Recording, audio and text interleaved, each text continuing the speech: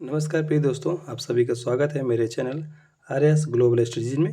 प्रिय दोस्तों, रीजनिंग की इस टॉप 5 सीरीज में मैंने उन प्रश्नों को शामिल किया है जो हर बार परीक्षा में पूछे जा रहे हैं। तो चलिए इस सेशन की हम शुरुआत करते हैं और देखते हैं अपने पहले प्रश्न को। पहला प्रश्न पर आसपास कौन सा है प्रिय दोस्तों? पहला प्रश्न है, लिखा है एक फोटो की ओर संकेत करते हुए रीता कहती है वह मेरे नाना की एकमात्र पुत्री का पुत्र है। तो फोटो में दिख रहे लड़के से रीता का किस प्रकार संबंध होगा? ध्यान रखिएगा, ये रिलेशन से प्रश्न पूछा गया है। तो ध्यान रखिए, इसको कैसे हल करेंगे। तो सबसे पहले क्या पूछा है? कौन पूछा है? रीता कहती है। तो क्या कहती है? रीता कहती है। तो पहले हम रीता को लिख लेते हैं। तो रीता, ठीक है, रीता को लिख लिया। क्या कहती है रीता? कि वह मेरे नाना की एकमात्र पुत्री है। तो इस रीता की नाना को हम पहले बना लेते हैं। तो यहाँ नाना हो जाएगा, ठीक है। उसके बाद एकमात्र पुत्री को बनाते हैं, नाना की एकमात्र पुत्री। तो नाना की एक पुत्री है, जो यहाँ पुत्री यहाँ होगी। डायग्राम आपको बनाना आना चाहिए। और पुत्री का एक पुत्र है, ध्यान दीजिएगा। तो पुत्री का भी एक पुत्र है, ठीक है। तो हम यहाँ लिखेंगे पुत्र, ठीक है। तो रीता का नाना यानी कि यहाँ माता का रिलेशन हो रहा है, यहाँ माता लिख देते हैं, ठीक है। क्योंकि जो नाना की पुत्री है वो रीता की मम्मी लगेंगी, तो जो पुत्र है उसका वह भाई लगेगा। तो रीता और पुत्र का क्या होगा? तो भाई का संबंध जो है वो बन बंधा, ठीक है। तो ऑप्शन ए है जो इसका करेक्ट आंसर होगा प्रिय दोस्तों, ठीक है।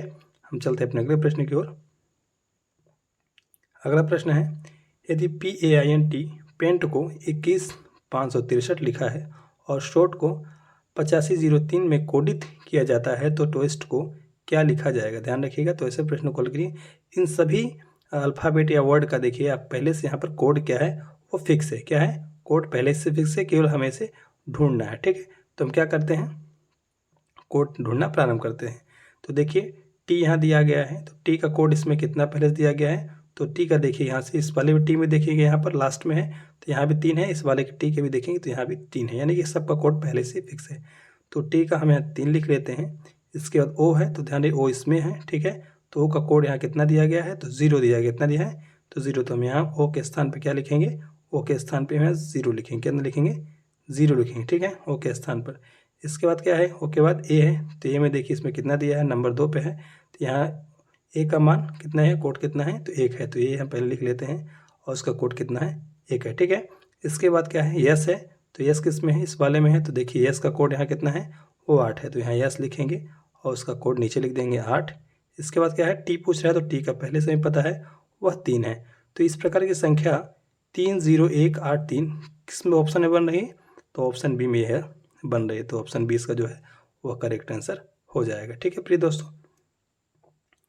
अगला प्रश्न हमारे पास कौन सा है? अगला प्रश्न है कि यदि स्टूडेंट को 103 कोडित किया जाता है तो स्कूल का कोड क्या होगा? तो देखिए ऐसे प्रश्नों को भी बहुत आसानी से हम हल कर सकते हैं, केवल थोड़ी सी आपको नॉलेज की आवश्यकता है। तो देखिए कैसे होगा। देखिए इसमें किसी का कोड पता नहीं करना है, बल्कि क्या करना है, सभी जितने भी इसमें वर्ड दिए गए हैं, एक अक्षर दिया गया है, उसका आपको स्थान पता होना चाहिए। उन स्थानों को क्या करेंगे? पता करके हम जोड़ घटाव या गुणा भाग करके ऐसी संख्या को हम क्या कर सकते हैं? ले आ सकते हैं। तो चलिए सबसे पहले लिख लेते हैं। तो देखते हैं यहाँ पर क्या दिया गया है। तो यहाँ यस दिया गया है। यस कितना होता है? तो यस देखिए 19 होता है, ठीक है। इसके बाद टी है, तो टी कितने पे आता है? तो टी आपका आता है 20 पर। इसके बाद यू है, तो यू कितने पे आता है? आपका 21 पर। इसके बाद डी है, तो डी कितने पे आपका आता है? तो डी आपका आता है 4 पर। फिर ई है, तो ई कितने पे आता है? 5 पर। फिर एन है, तो एन आपका आता है 14 पर। और टी आता है आपका 20 पर, ठीक है। इन सभी संख्याओं को पहले हम क्या करेंगे? पहले सबसे पहले जोड़ लेंगे। तो चलिए जोड़ के हम देख लेते हैं, ठीक है। तो देखिए, तो 9 और 0 नहीं 0, फिर 10, 10 और 4 14, 14 5 19, 19 4 23, 23 के बाद 0 है, तो 23 के हम कितना लिखेंगे यहाँ? 23 के हम यहाँ 3 लिखेंगे, यानी कि हमारे पास कितना बचा है हासिल? 2 बचा हुआ है। बाकी हम इसे जोड़ लेते हैं। तो 1 और 2 3, 3 और 2 5, 5 और 1 6, 6 और 2 8 और 2 हासिल है 10, यानी कि सभी को जोड़ने पे 103 आ रहा है, जो हमारा यह मेथड बैठ रहा है। उसी प्रकार हम स्कूल का भी मेथड इसी प्रकार बैठा लेते हैं। तो चलिए इसे भी लिख के हम हल कर लेते हैं। तो स्कूल का क्या होगा? तो यस का पहले क्या कर देते हैं? हम जोड़ लेते हैं। यस का आपका हो जाएगा 19, ठीक है। सी का क्या होगा? तो 3 हो जाएगा आपका, ध्यान दीजिएगा। और एच का हो जाएगा आपका 8, ठीक है, और ओ का हो जाएगा 15, ठीक है, क्या हो जाएगा 15, और फिर वो दिया गया ओ का फिर आपका हो जाएगा 15, इसके बाद यल दिया है तो यल का आपका हो जाएगा 12। इस सभी संख्याओं को आपस में हम जोड़ लेते हैं। चलिए जुड़िए। तो 9 और 3 12, 12 8 20, 20 और 5 25, 25 और 5 30, 30 और 2 32। कितना आ रहा है आपका? वो 32 आ रहा है। 32 के 2 हाथ में हासिल कितना लगा है हमारे पास? 3 बचा हुआ है, ध्यान से देखिए, ठीक है। इसके बाद 1 और 2, 2 3, 3 1 4, 4 और 3 7, यानी कितना आ जा रहा है? 7 यानी 72। तो ऑप्शन किस में दिखाई दे रहा है आपको? ऑप्शन ए में, जिसका इसका करेक्ट आंसर दिखाई दे रहा है, ठीक है प्रिय दोस्तों। हम बढ़ चलते हैं अगले प्रश्न पर। तो अगला प्रश्न हमारे पास है, देखिए क्या लिखा है प्रश्न नंबर 4। यदि यल दर्शाता है प्लस को, यानी कि यल का मान यहाँ पर कितना दिखा रहा है आपको? तो यल का चिन्ह जो वो मतलब निकल रहा है वो प्लस निकल रहा है।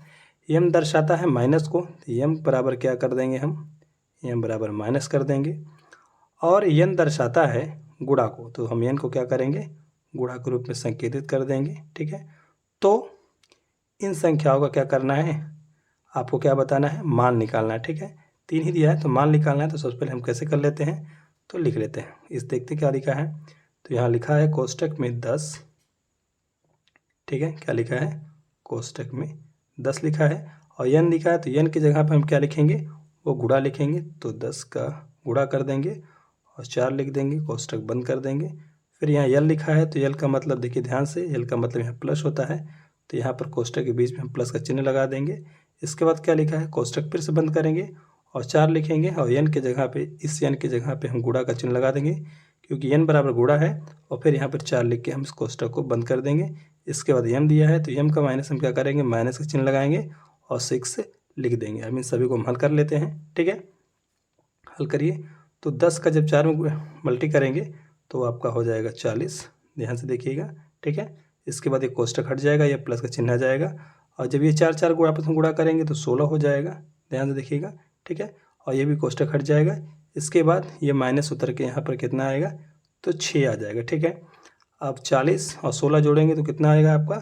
टोटल कितना आ जाएगा प्रिय दोस्तों? थोड़ा स्पेस कम पड़ रहा है, तो टोटल आपका आ जाएगा 56। कितना आएगा? 56, और ये माइनस करके 6 लिख देंगे। तो जब 56 में 6 माइनस करेंगे तो टोटल आपका जो है वो 50 आंसर आ जाएगा। तो ऑप्शन बी में देखिए ये दिखाई दे रहा है, यानी ऑप्शन 20 का जो है वह करेक्ट आंसर होगा, ठीक है प्रिय दोस्तों। अब हम देखते हैं अपने अगले प्रश्न को। चलिए अगला प्रश्न दिया गया है, प्रश्न नंबर 5। दिए गए विकल्पों में से वह युग्म चुने जो पहले युग्म के शब्दों के भांति आपस में संबंध हो। ध्यान देखिए, संबंधित हो या संबंध हो। तो देखिए कैसा संबंध ढूंढ रहा है। यहाँ देखिए लिखा है पर्वत ऊंचाई। देखिए जिस प्रकार पर्वत का जो संबंध ऊंचाई से होता है, उसी प्रकार इन सभी से हमें क्या करना है? उसका संबंध ढूंढना है। तो क्या ऑप्शन ए में नदी और पानी का संबंध होता है? तो नहीं, क्योंकि यहाँ ऊंचाई की बात हो रही है, तो नदी और पानी कोई ऊंचाई नहीं होता, ठीक है। इसके बाद गुफा गहराई, हाँ गुफा गहराई क्या होता है? क्योंकि गुफा क्या होता है? गुफा गहराई ही